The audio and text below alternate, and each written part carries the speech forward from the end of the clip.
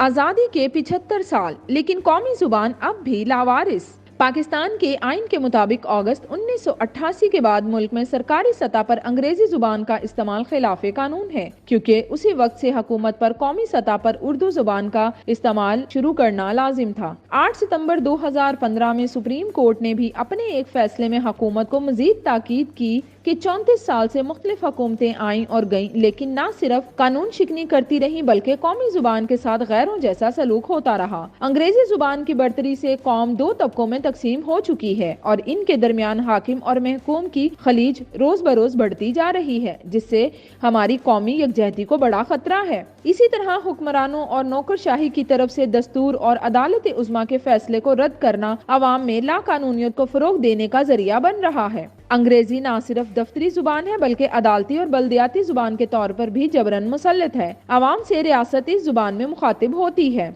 जो 99% अफराद समझ ही नहीं सकते। अंग्रेजी के बल बोते पर 1% अशराफिया ने पूरे मुल्क का निजाम अपने पास गिरवी रख लिया है और इसे अपनी नस्लों को मुंतकिल करने के लिए वो उर्दू को ना निसाब तालीम बना रहे हैं और ना ही सरकारी जुबान का दर्जा देने पर तैयार हैं।